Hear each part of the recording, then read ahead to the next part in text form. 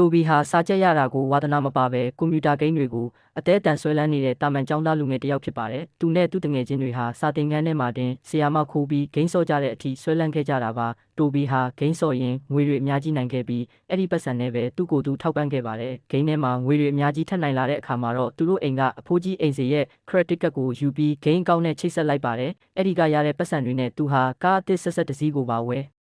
်ယူခဲ့ပါတယ်။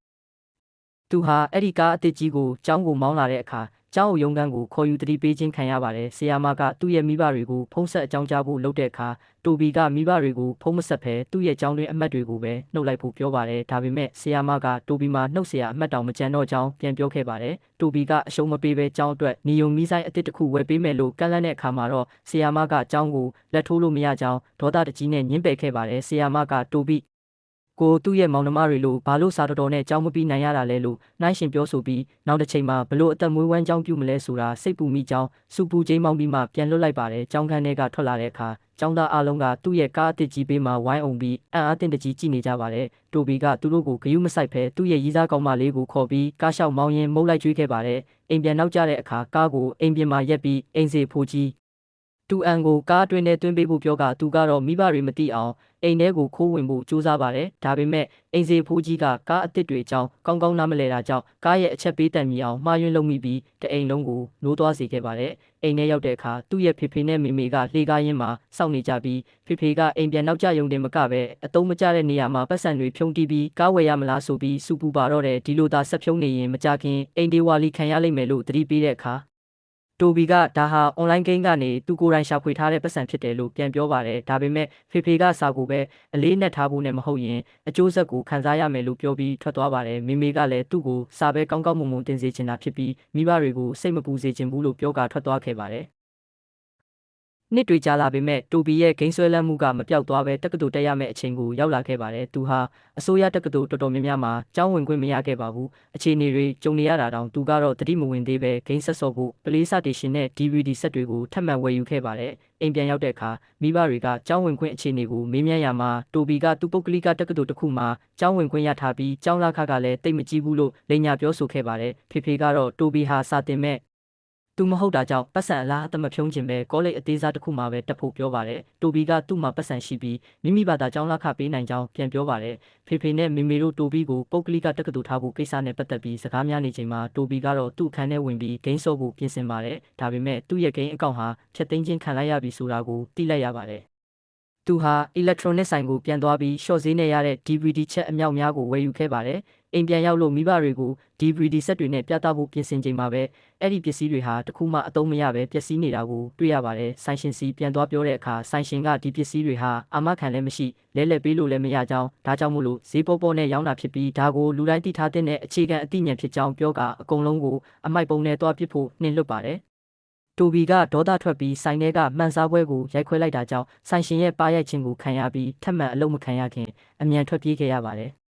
လမ်းမှာသူ့ဖေဖေကိုတွေ့တာကြောင့်ကားကြုံလိုက်ဖို့ခေါ်ခဲ့ပါတယ်။ဖေဖေကစီးပွားရေးလုပ်တယ်ဆိုတာကစားစရာမဟုတ်ကြောင်းနဲ့ဒါဟာလောကရဲ့တဘာဝဖြစ်ကြောင်းဆုံးမပါတယ်။ဖေဖေကတိုဘီကိုကြိုက်တဲ့ကြောင်းမှာတက်နိုင်ဖို့ပတ်စံချို့ထုတ်ပေးပေမဲ့တိုဘီကသူဟာဖေဖေရဲ့ဝန်ထမ်းမဟုတ်ဘူးလို့ပြန်ပြောလိုက်တာကြောင့်ဖေဖေကပတ်စံကိုပြန်သိမ်းသွားခဲ့ပါတယ်။နောက်ဆုံးမှာတော့တိုဘီဟာအိမ်ကဖေဖေရဲ့အဖိုးတန်ဖျားဆင်းတူတော်သို့မဟုတ်အဆောင်လက်ဖွဲ့ကိုယူပြီးပေါင်နှံရောင်းချကငွေကျပ်3သိန်းရယူခဲ့ပါတယ်။အဲ့ဒီပတ်စံနဲ့ကျောင်းပြန်တက်ပေမဲ့သူဟာစာကိုအလေးမထားပဲအတန်းတွေကိုပဲစက်တိုက်ခိုးပြေးခဲ့ပါတယ်။တရက်မှာတော့ကျောင်းရဲ့ခန်းမဆောင်ထဲမှာသူ့ကောင်မလေးနဲ့တခြားသူတွေပြဆက်တိုက်နေတာကိုတွားကြည့်ပါတယ်။စက်တိုက်ပြီးနောက်ကောင်မလေးကသူ့စီလာပေမဲ့အတန်းတက်ဖို့နဲ့ပြဆက်ထက်တိုက်ဖို့ရှိတာကြောင့်တိုဘီနဲ့အတူအပြင်မလိုက်နိုင်ကြောင်းညှင်းပယ်ခဲ့ပါတယ်။တိုဘီဟာစက်ပစ္စည်းမျိုးမျိုးရောင်းချပြီးအခမဲ့မြည်စမ်းနိုင်တဲ့ဈေးပွဲတော်တစ်ခုကိုရောက်သွားခဲ့ပါတယ်။အဲ့ဒီမှာဂျပန်နိုင်ငံကနေပထမဆုံးအကြိမ်တင်သွင်းလာတဲ့တစ်အဲတီလော်ဆက်ရဲ့အရေးသွေးတွေကိုရှင်းပြနေတာကိုစိတ်ဝင်စားနားထောင်ခဲ့ပါတယ်။ဒီဆက်ဟာနိုင်ညနေမှာပထမဆုံးဆက်ဖြစ်တာကြောင့်ဒါကိုပိုင်ဆိုင်ရင်စီးပွားရေးအရာအခွင့်အလမ်းကောင်းရမယ်လို့တွေးပြီးဈေးကြီးပေးကဝယ်ယူခဲ့ပါတယ်။အိမ်ရောက်တဲ့အခါဖေဖေကဒီလိုဆက်မျိုးကိုပက်ရက်ဈေးတွေမှာဒီထက်အများကြီးတက်တာနဲ့ငှားရမ်းလို့ရကြောင်းပြောပြီးစိတ်ဆိုးပါတော့တယ်။နောက်တစ်နေ့ကျောင်းဆင်းချိန်မှာတိုဘီဟာတစ်အဲတီလော်ရောင်းတဲ့အဖိုးကိုတယောက်စီတွားရောက်ပြီးတစ်အဲတီလော်နီးစနစ်တွေအတတ်ပညာတွေကိုမေးမြန်းလေ့လာခဲ့ပါတယ်။သူဟာအိမ်မှာကိုယ်တိုင်လက်တွေ့စမ်းသပ်ပြီးအကောင်းဆုံးတစ်အဲတီတွေဖြစ်အောင် အဖန်ဖန်စူးစမ်းပါတော့တယ်ပထမဆုံးရလာတဲ့တစ်အဲသီးတွေကိုအိမ်စီအဖိုးကြီးတူအန်ကိုမြည်ဆန်းခိုင်းပြီးနောက်မေမေကိုကျွေးတဲ့အခါမေမေကအရန်ရတာရှိကြောင်းချီးမွမ်းပါတယ်ဖေဖေဟာသူ့ရဲ့မိတ်ဆွေတယောက်နဲ့အိမ်မှာအလုပ်ကိစ္စဆွေးနွေးနေစဉ်တိုဘီလော်ထားတဲ့တစ်အဲသီးတွေကိုစားမိပြီးမိတ်ဆွေဖြစ်သူကအရန်ကောင်းကြောင်းတိုဘီဟာတကယ်ကိုအလုပ်စူးစမ်းတဲ့လူငယ်လေးတစ်ယောက်ဖြစ်ကြောင်းချီးကျူးစကားပြောခဲ့ပါတယ်တိုဘီဟာကုန်တိုက်ကြီးတစ်ခုထဲမှာတစ်အဲသီးဆိုင်ဖွင့်ဖို့နေရာတစ်ခုကိုငှားရမ်းလိုက်ပါတယ်ဘေးပတ်လည်မှာတော့တခြားမုတ်ဆိုင်တွေအများကြီးရှိနေပါတယ်ပထမဆုံးနေ့မှာတော့တိုဘီနဲ့အိမ်စီဖိုးကြီးတူအန်တို့အတူတူရောင်းကြပေမဲ့အယောင်မတော့ပါဘူးတိုဘီကဘာလို့ဒီလောက်နည်းနည်းပဲရောင်းရတာလဲလို့မေးတဲ့အခါအဖိုးကြီးကသူဟာအသက်ကြီးပြီဖြစ်လို့တခြားဆိုင်တွေလိုအော်ဟစ်ပြီးလူမခေါ်နိုင်တော့ကြောင်းပြောပါတယ်တိုဘီကစီးပွားရေးဖြစ်ထွန်းဖို့ဆိုရင်အတန်ကြဲကြဲနဲ့ထက်ခါတလဲလဲအော်ဟစ်ရောင်းချရမယ်လို့ဆိုကားနှစ်ယောက်တားအတန်ကုန်အော်ပြီးလက်ဟန်ချေဟန်တွေနဲ့လူခေါ်ရင်းရောင်းချကြရာအဆင်ပြေလာပါတယ်တရက်မှာတော့တိုဘီဟာအထက်ဈေးကိုသွားရင်းသူ့ကောင်မလေးနဲ့ဆုံတွေ့ခဲ့ပါတယ်။ကောင်မလေးကသူမရဲ့ပြဇက်ကပြမှုအတွက်အခကြေးငွေမရဘူးလို့ပြောတဲ့အခါတိုဘီကဒါဟာမတရားဘူးဆိုပြီးစိတ်ဆိုးဒေါသထွက်ပါတယ်။အဲ့ဒီအချိန်မှာပဲအိမ်စီဖိုးကြီးတူအန်စီကနေဖုန်းလာပြီးဒီနေ့ဘေးပတ်လည်ကဆိုင်တွေမှာပဲလူတွေပြည့်နေပြီးသူတို့ဆိုင်မှာလူမရှိပဲစီးပွားရေးမကောင်းကြောင်းလှမ်းပြောပါတယ်။တိုဘီဖုန်းပြောပြီးပြန်လာတဲ့အခါကောင်မလေးကဘသူနဲ့ပြောတာလဲဆိုပြီးတန်တရားဝင်ပေမဲ့အဖိုးကြီးတူအန်နဲ့ပြောတာဖြစ်လို့စိတ်မပူဖို့ပဲတိုဘီကနှစ်သိမ့်လိုက်ပါတယ်ဈေးထဲမှာလူတွေအလူငွေကောက်ခံနေတာကိုမြင်ပြီးတိုဘီကအကြံတစ်ခုရကဆိုင်နေရာကိုရွှေ့ပြောင်းဖို့မန်နေဂျာစီခွင့်တောင်းပါတယ်ဒါပေမဲ့မန်နေဂျာကဆိုင်နေရာရွှေ့ခွင့်မပြုသလိုဆိုင်ပိတ်ပြီးထွက်သွားရင်လည်းစာချုပ်အရငွေပြန်အမ်းမှာမဟုတ်ကြောင်းညင်းဆိုပါတယ်မန်နေဂျာကလက်ကုန်ရင်တော့နေရာကောင်းတစ်ခုအားမှာဖြစ်ပြီးအဲ့ဒီနေရာကိုလိုချင်ရင်စာချုပ်အသစ်အခုချက်ချင်းချုပ်ရမယ်လို့ပြောပါတယ်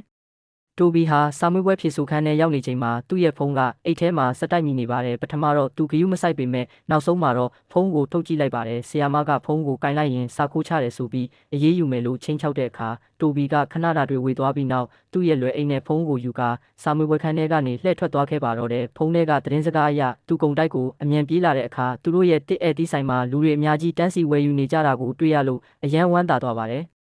်တိုဘီကဆိုင်ပွဲတွေအများကြီးထပ်ဖွင့်ဖို့စိတ်ကူးမိပေမဲ့အဖိုးကြီးကတော့ဖြည်းဖြည်းချင်းပဲလုပ်ဖို့တတိပေးပါတယ်ဒါပေမဲ့တိုဘီကတော့ဇွဲမလျှော့ပဲဆိုင်ပွဲတစ်တစ်ခုကိုထပ်မံဖွင့်လှစ်ခဲ့ပါတယ်ဆိုင်ခွဲအစ်စ်မှာသူ့ကောင်မလေးနဲ့ဆုံတဲ့အခါကောင်မလေးကတိုဘီအကြောင်းဘာမှမသိရတော့သလိုတခြားသူတယောက်စီကနေမှတိုဘီစီးပွားရေးလုပ်နေတယ်ဆိုတာကိုကြားရတာကြောင့်သူတို့နှစ်ယောက်လမ်းခွဲတင်ပြီလို့ပြောပါတယ်တိုဘီကအဲ့ဒီအကြောင်းကိုလိုက်ပြောတဲ့သူတငယ်ချင်းစီဖုန်းဆက်ဆဲဆိုတဲ့အခါတငယ်ချင်းဖြစ်သူကကောင်မလေးကတိုဘီကိုဖောက်ပြန်နေတယ်လို့ထင်နေတာကြောင့်အမှန်တိုင်းပြောပြလိုက်ရတာဖြစ်ကြောင်းရှင်းပြပါတယ်ပြဿနာတွေဟာထပ်ဆင့်လာပါတယ်ကုန်တိုက်မန်နေဂျာကတစ်အဲတီးလော်တဲ့မိခိုးတွေကြောင့်ကုန်တိုက်မျက်နှာ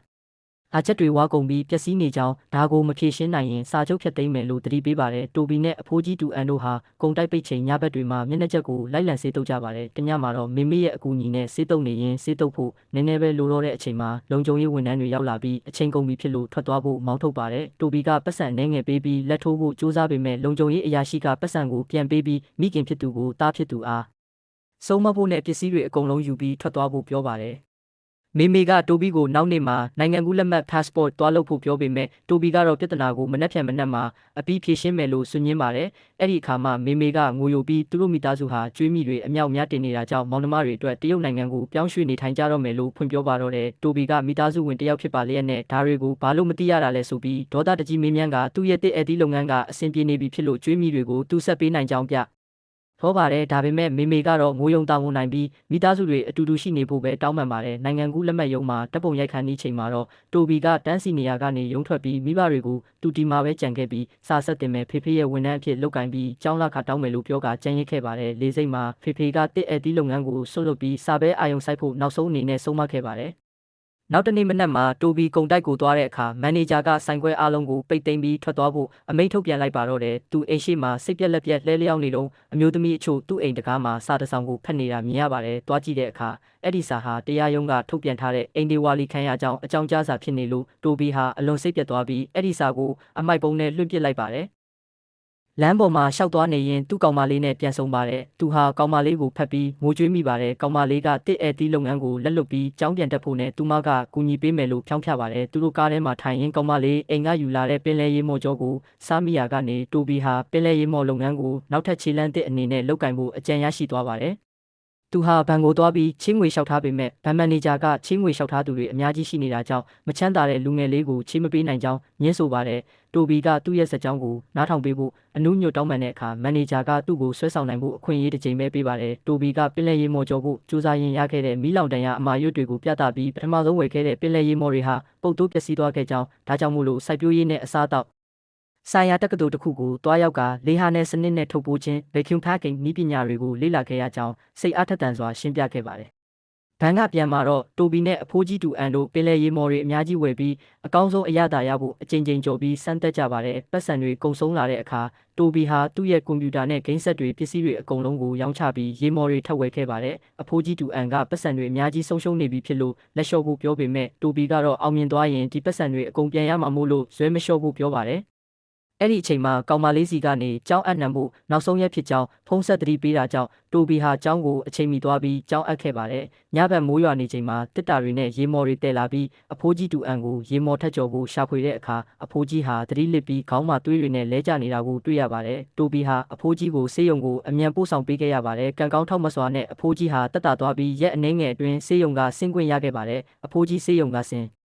လာပြီးနောက်ဆုံးကြော်ထားတဲ့ရေမော်တွေကိုမြည်စမ်းကြည့်ရမှာတော့အလွန်ကောင်းမွန်တဲ့အရသာကိုရရှိသွားပြီးအယောင်းဝယ်ပြန်လဲစတင်ရမှာအဆင်ပြေခဲ့ပါတယ်။တိုဘီရဲ့မွေးနေ့မှာမေမေကဖုံးဆက်ပြီးဆူတောင်းပေးပါတယ်။ဖေဖေကဖုံးလွှဲရယူပြီးနောက်ပတ်မှာတရုတ်ပြည်ကိုလာနိုင်ဖို့စာကြိုးစားဖို့ပြောပါတယ်။တိုဘီကမိသားစုရဲ့ကျွေးမြီပမာဏအစစ်အမှန်ကိုအတင်းအကျပ်မေးမြန်းတဲ့အခါမှာတော့ဖေဖေကသူတို့မှာပေးဆက်ရန်ကျွေးမြီငွေကျပ်တန်း40ရှိနေကြောင်းဖွင့်ပြောလိုက်တာကြောင့်တိုဘီဟာစွန့်ပြီးထိတ်လန့်သွားအားပါတော့တဲ့အိမ်ပြန်ရောက်တဲ့အခါအိမ်မှာနောက်ထပ်တရားရုံးစာကတ်ထားတာကိုမြင်ရပြီးဘာလို့ရမှန်းမသိပဲလမ်းမတွေပေါ်မှာစိတ်ပြက်လက်ပြက်ရှောက်သွားနေမိပါတယ်ရေဒီယိုကလွတ်တဲ့စီးပွားရေးဟောပြောချက်တွေကိုနားထောင်ရင်းနဲ့နောက်ဆုံးမှာနိုင်ငံတော်ဝန်ကုန်ပစ္စည်းတွေဖြန့်ဖြူးရောင်းချပေးတဲ့ 7-Eleven 9-11 ကုမ္ပဏီကြီးအကြောင်းကိုသိရှိသွားခဲ့ပါတယ်သူဟာသူ့ရဲ့ရေမော်ထုတ်ကုန်ကိုယူဆောင်ပြီး 7-Eleven ရုံးချုပ်ကိုတွားရောက်ခဲ့ပါတယ်။အိမ်သားထဲမှာစကားပြောဖို့လေ့ကျင့်နေခဲ့ပေမဲ့အဲ့ဂျိုခုံမှာနာမည်စရင်းပေးဖို့မေ့လျော့ခဲ့ပါတယ်။ဒါကြောင့်ဒရိုက်တာမျိုးသမီးထွက်လာတဲ့အခါကြံခဲ့တဲ့10မိနစ်အတွင်းမှာပဲတင်ပြခွင့်တောင်းခဲ့ပါတယ်။ဒါပေမဲ့ဒရိုက်တာကပစ္စည်းထုတ်ပိုးမှုပုံစံမလှပခြင်းဈေးနှုန်းကြီးမြင့်ခြင်းစတဲ့အဖြစ်အနာစာတွေကိုထောက်ပြပြီးညှင်းပယ်ခဲ့ပါတယ်။ဒါပေမဲ့မထွက်ခွာခင်မှာကုန်ပစ္စည်းရောင်းချမှုကိုမြို့ပြဧရိယာတွေကနေစတင်ပြီးမှမျှထိုကြီးတွေကိုချက်ထွင်ဖို့အကြံပြုစကားပြောသွားခဲ့ပါတယ်အိမ်ပြန်ရောက်တဲ့အခါသူ့ကောင်မလေးကစောင့်နေပြီးဘာလို့ဘာမှရင်မဖွင့်တာလဲသူမကူညီပေးနိုင်ကြောင်းပြောပေမဲ့တိုဘီကတော့စိတ်ဖိစီးမှုတွေကြောင့်ကောင်မလေးကိုအော်ဟစ်အော်ဆဲပြီးအိမ်ပြင်ထုတ်ကတကားပိတ်လိုက်ပါတယ်အိမ်ထဲမှာအဖိုးကြီးတူအန်ပေးမှာလှဲလျောင်းရင်းသူဟာသူ့ကောင်မလေးအပေါ်ရက်ဆက်မိတဲ့အတွက်ကိုအပြစ်တင်ပြီးငိုကြွေးပါတော့တယ်အဖိုးကြီးကလည်းအရာရာအဆင်ပြေသွားမှာပါလို့နှံ့နှံပေးပါတယ်မနက်ခင်းမှာတိုဘီဟာသူ့ရဲ့ရေမော်ထုတ်ပိုးမှုဒီဇိုင်းကိုအသစ်ပြန်လည်ရေးဆွဲပြီး 7-Eleven ရုံးကိုဒုတိယအကြိမ်တွားရောက်ခဲ့ပါတယ်။တနေ့လုံးစောင့်ဆိုင်ပေမဲ့ဒရိုက်တာနဲ့တွေ့ခွင့်မရတာကြောင့်စိတ်ပြက်လက်ပြက်နဲ့ရေမော်ထုတ်တွေကိုလုံခြုံရေးဝန်ထမ်းကိုပေးခဲ့ပြီးဘတ်စကားမတိုင်မှာထိုင်ကမေမေစီဖုန်းဆက်ငူကြွေးပါတယ်။ဒါပေမဲ့ရုံးခန်းအတွင်းထဲမှာတော့လုံခြုံရေးဝန်ထမ်းပေးလိုက်တဲ့ရေမော်တွေကိုဝန်ထမ်းတွေအားလုံးစားမိပြီးအရန်ကြိုက်နှစ်တက်နေကြတာကြောင့်ဒရိုက်တာကတိုဘီကိုအကြောင်းကြားပြီးပြန်ခေါ်လိုက်ပါတယ်တိုဘီဟာသူ့ရဲ့ကုန်ပစ္စည်းကို 7-Eleven ကလက်ခံလိုက်ပြီဆိုတာသိရလို့အလွန်ဝမ်းသာသွားပါတယ်ဒါပေမဲ့ 7-Eleven ရဲ့ဆိုင်ခွဲပေါင်း3000ကိုအချိန်မီပေးပို့ရမှာဖြစ်ပြီး UP Good Manufacturing Practice စက်ရုံစံချိန်စံညွှန်းစစ်ဆေးမှုကိုအောင်မြင်ရမယ်လို့စီကံချက်ထုတ်ပြန်လိုက်ပါတယ်တိုဘီဟာစက်ရုံတီထောင်ဖို့ပတ်စံအများကြီးလိုအပ်နေပြန်ပါတယ်ဘန်ကတော့သူဟာအသက်ငယ်လွန်သေးတာကြောင့်ချေးငွေထပ်မံညှင်းဆိုပါတယ်သူဟာသူ့ရဲ့ကားကိုပါထပ်မံရောင်းချခဲ့ပေမဲ့ကုန်ကျန်းဖို့အတွက်ပတ်စံမလောက်ငါသေးပါဘူးသူတို့ဇွဲလျှော့ကျင်နေပေမဲ့အဖိုးကြီးတူအန်ကရှေ့ဆက်ပါဖြစ်မယ်ဆိုတာဘယ်သူမှမသိနိုင်လို့မျှော်လင့်ချက်မပြတ်ဖို့အားပေးပါတယ်သူတို့ဟာဆိုင်ငန်းတစ်ခုကိုငှားရမ်းပြီးစက်ရုံဖြစ်အမြန်ဆုံးပြင်ဆင်ကြပါတယ်စစ်ဆေးရေးအဖွဲ့လာရောက်စစ်ဆေးတဲ့အခါတန်ရှင်းရေးပိုင်းဆိုင်ရာအားနည်းချက်အချို့ကိုထောက်ပြပြီးဆုံးဖြတ်ချက်ကို Fast Facts နဲ့ပေးပို့မယ်လို့ပြောသွားပါတယ်။တိုဘီဟာအားနည်းချက်တွေကိုချက်ချင်းပြုပြင်ခဲ့ပြီးနောက်ဆုံးမှာစစ်ဆေးမှုအောင်မြင်ကြောင်းဖတ်စာဆောင်ရောက်ရှိလာတဲ့အခါနှစ်ယောက်သားပျော်ရွှင်ပြီးအော်ဟစ်မိကြပါတယ်။ပထမဆုံးအကြိမ်ကုန်ပစ္စည်းတွေပို့ဆောင်တဲ့နေ့မှာတော့တိုဘီဟာအရန်စိုးရိမ်နေခဲ့ပါတယ်။ကပိတ်တာကြောင့်တတ်မှတ်ချိန်ထက်တနာရီနောက်ကျပြီးမှရောက်သွားခဲ့ပေမဲ့အနူးညွတ်တောင်းပန်တောင်းဆိုမှုကြောင့်ကုမ္ပဏီကကုန်ပစ္စည်းတွေကိုလက်ခံပေးခဲ့ပါတယ်။နှစ်နှစ်ကြာပြီးတဲ့နောက်မှာတော့တိုဘီဟာသူ့ရဲ့လုပ်ငန်းကနေရရှိတဲ့အကျိုးအမြတ်တွေနဲ့မိဘတွေရဲ့အကျွေးမြီတန်း40အားလုံးကိုဆက်ပွားပေးနိုင်ခဲ့ပြီးမိဘတွေကိုအိမ်ဟောင်းကြီးစီပြန်ခေါ်နိုင်ခဲ့ပါတယ်။သူ့ရဲ့ပင်လယ်ရေမော်လုပ်ငန်းဟာလည်းကမ္ဘာတဝန်းလုံးကိုပြန့်နှံ့သွားခဲ့ပြီးတိုဘီဟာကမ္ဘာအသက်အငယ်ဆုံးဘီလီယံနာတထေးကြီးတစ်ယောက်ဖြစ်လာခဲ့ပါတော့တယ်။